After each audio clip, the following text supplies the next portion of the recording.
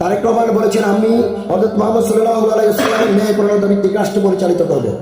সকল হিংসা নিন্দা ভুলে গিয়ে আমরা ঐক্যবদ্ধ বাংলাদেশ বিনির্মাণ করতে চাই। তাই আজকে আমরা সবাই দল মত নির্বিশেষে ঐক্য হয়েছি বাংলাদেশকে রক্ষা করার জন্য, বাংলাদেশ নতুন বাংলাদেশ বিনির্মাণ করার জন্য।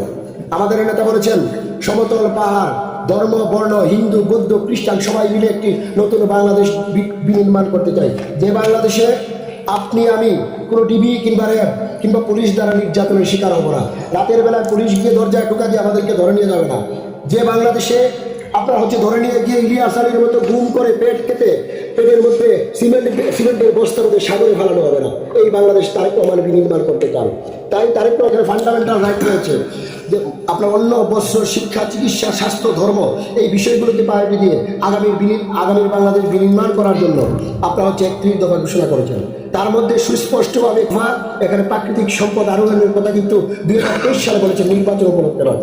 আজকে আমরা যার নির্বাচনী উঠান বৈঠকে বসে আছি তার লিফলেটে স্পষ্টভাবে উল্লেখ রয়েছে প্রাকৃতিক ও খনিজ সম্পদের সদ্ব্যবহার ও বেকার কর্মসংস্থান সৃষ্টির লক্ষ্যে। এই যে প্রাকৃতিক সম্পদ আরোহণের একটি হচ্ছে আমাদের এই পাথর। যদি বিএনপি রাষ্ট্র ক্ষমতায় আসে, তার আমি দায়িত্ব নিয়ে বলতে পারি যে এই পাথর যাবে এবং পাথর উত্তোলিত হবে। রাষ্ট্র ক্ষমতা আসলে প্রত্যেক মায়েরা ফ্যামিলি কার্ডের মাধ্যমে 25 টাকা পাবেন। প্রত্যেক কৃষকরা কৃষি কার্ডের মাধ্যমে ঋণ সুবিধা, বীমা সুবিধা, সেচ সুবিধা, আপনার কৃষি যন্ত্রপাতি সুবিধা, সার, বীজ, কীটনাশক সুবিধা পাবেন। বিএনপি ক্ষমতায় আসলে ফ্রি প্রাথমিক স্বাস্থ্যসেবা এবং ফ্রি মেডিসিন দেওয়া হবে। বিএনপি ক্ষমতায় আসলে কোনো বিচার বাণিজ্য হবে না। বিএনপির কোনো নেতৃবৃন্দ কোনো মানুষকে মামলা দিয়ে হয়রানি করবে না। তবে যারা অপরাধী গত 17 বছর যারা অপরাধের সাথে লিপ্ত ছিল,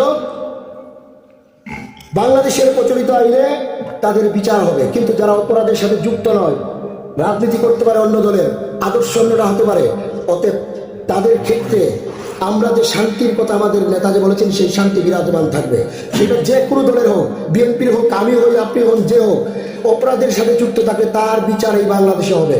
বিএনপি চায় একটি সুন্দর, স্বনির্ভর, আত্মনির্ভরশীল, মানবিক, সাম্য মানবিকতার বাংলাদেশ, ভাতৃত্ববোধের বাংলাদেশ, যেখানে আমার নবীকে নিয়ে কেউ কটূক্তি করবে না, আমার কোরআন সুন্নাহকে নিয়ে কেউ অবহেলা করবে না, যেখানে বাংলাদেশের মানুষ মাথা উঁচু করে মেরুদণ্ড সোজা করে দাঁড়াতে পারবে।